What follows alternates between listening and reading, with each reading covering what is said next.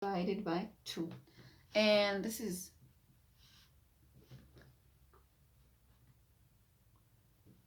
0.8, right, times our NO feed. It's actually this 4 times 1.17 divided by 2. If we put this in a calculator, let me see.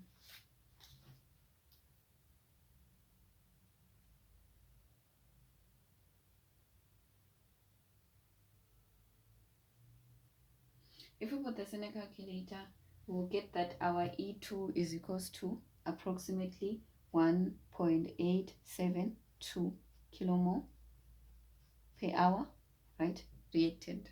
Now let's go for the last one.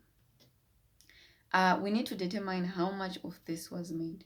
So how much of NO2 was made, because NO2 is now going to be used in the second reactor, in the third reactor now. So for the third reaction, let's write down our third balanced reaction. Remember, you always have to check that your equations are balanced. So for the last one, where is it?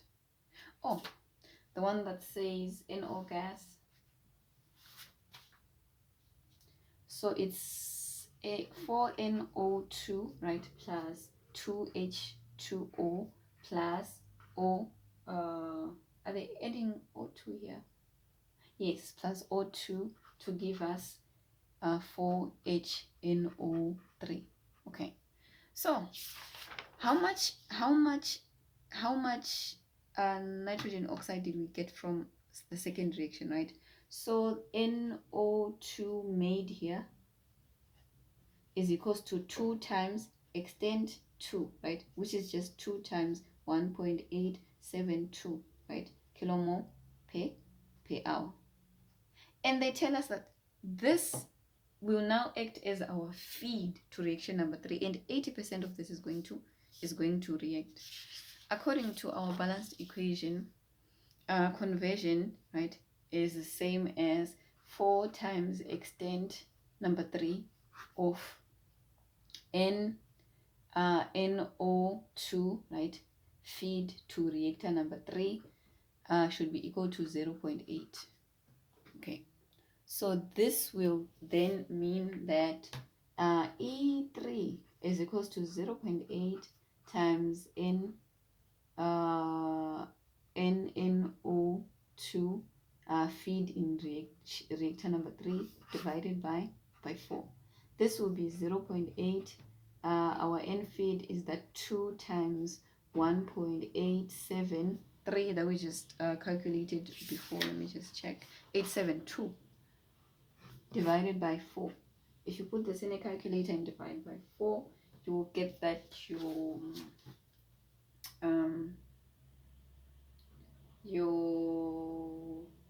extent number 3, right?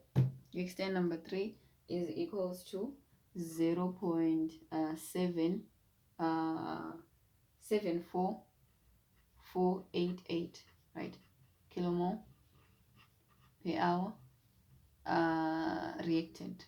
So we just answered the first question. The second question is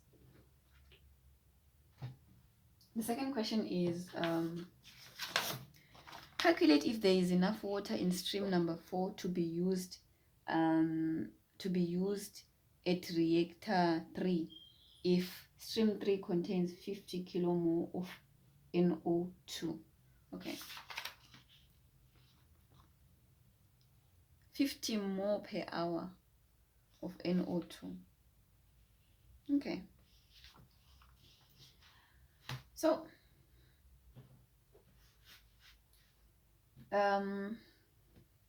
it's not that long, so it's not that complicated.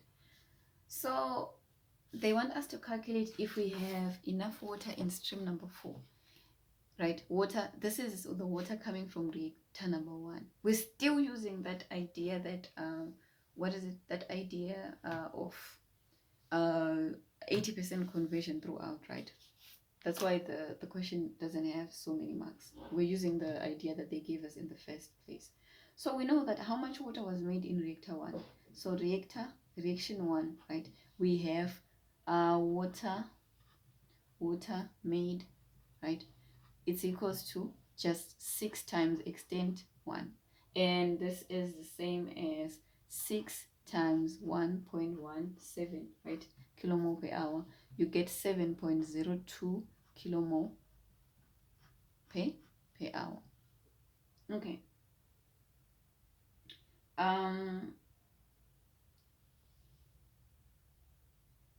But water requirements in stream number 3, right? We require in stream number 3, according to our reaction, right? Stream number, this is the water that's going to be used in reactor number 3. So we require 2 times extent 3, right? So water requirement, this is reaction 1. So reaction 3, water requirement, it will still be equal to 2 times extent 2, right? And this is 2 times extent 3, sorry. This is 2 times extent number 3, which is 0.7488 kilomole per hour. That is how much water we require. So if we put this in a calculator, we'll get approximately 1.50 kilomole per hour. And obviously we have more water in the first stream than what is required. This means that the water that we have available, right, water coming from stream number 4 is enough. So water from N4 is enough. It's not that long, the question. Okay, so the longer question here, question number 3. Calculate the composition of stream 10 if reactor 1 runs 80% conversion, reactor 2 70% conversion, and reactor 3 90% conversion. So, okay, they changed the conversions a bit. We have 80, 70, and 90% for reactor 1 and 2 respectively.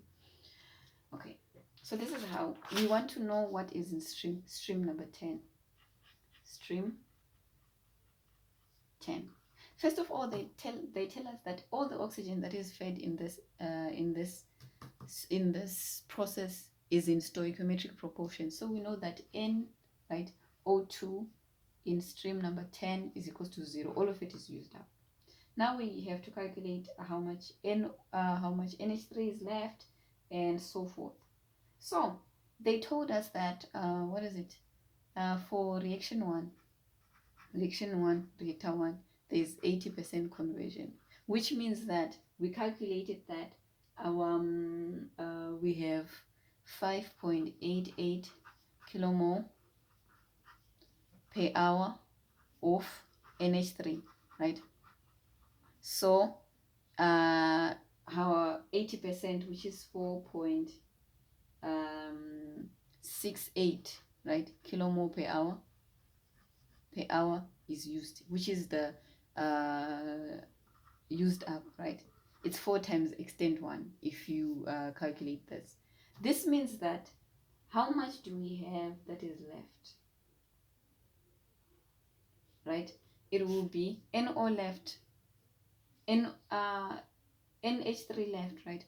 NH3 left, which is in stream number 10, is just 20% of the feed, or the difference between these two. What we have in the feed minus what we have that were used up. You get 5.88 minus 4.68. You put this in a calculator, you get that the amount, the number of moles left of NH3 are 1.176 kilomole. So this is what you find in stream number 10.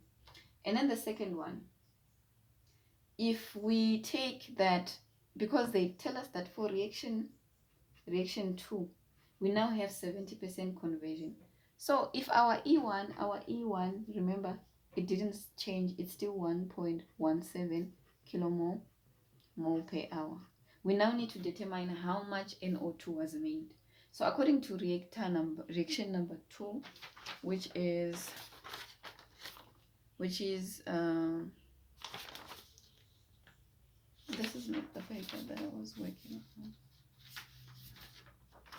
According to reaction number 2, which is this, we have 70%, no, rather, we have 70% of NO is going to react, which means that this is 2E, right?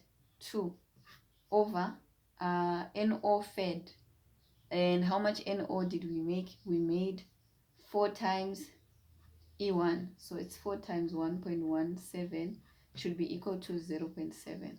If you put this in a calculator, you get our E2 is equals to our E2 is equals to 0.7 times 4 times 1.17, right? Divided by 2. Let me quickly put this in a calculator.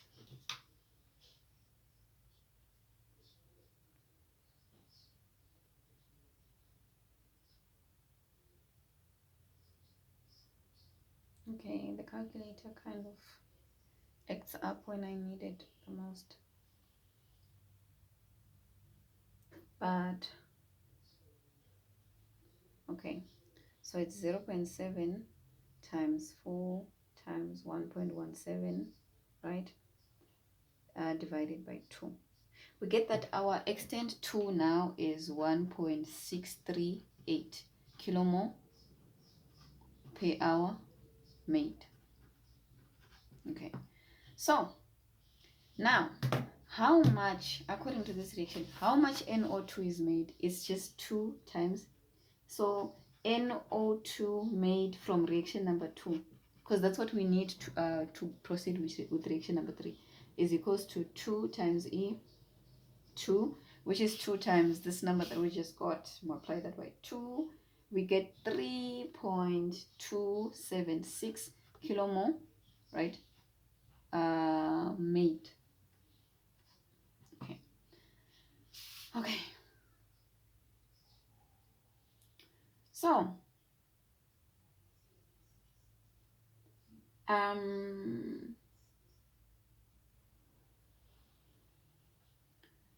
okay, where am I? I'm here now.